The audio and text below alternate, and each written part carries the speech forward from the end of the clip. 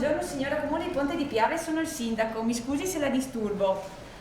Buongiorno signora, io la chiamo per la vaccinazione per la signora Marise. A Ponte di Piave, come in tanti comuni della Marca, sono gli stessi primi cittadini a contattare direttamente gli over 80 non ancora vaccinati, ricordando loro o ai congiunti la possibilità di partecipare al Vax Day convocato per sabato 17 aprile.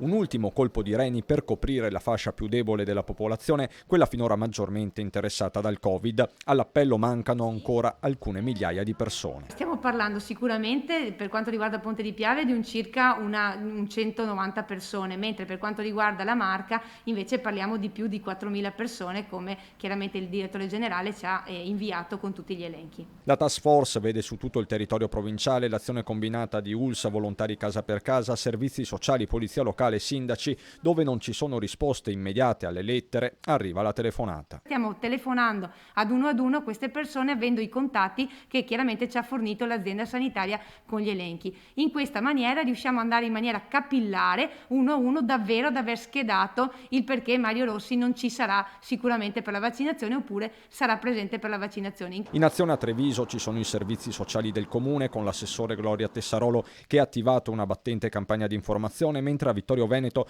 un appello via social, e non solo, è partito dal primo cittadino Antonio Miatto, che ricorda come nel weekend prenderanno avvio anche le vaccinazioni molto attese degli over 80 allettati. Nel frattempo i comuni si trovano sempre di più in prima linea, tante le chiamate per ricevere informazioni e condividere ansie. La preoccupazione è che il vaccino vada a interferire soprattutto con le persone anziane con altri tipi di medicinali, i richiami hanno proprio, vorrei usare un termine, l'ansia di non ricevere il richiamo, e la metodologia, come avviene. La cosa appunto bella, ricevo chiamate di molte persone che vogliono vaccinarsi.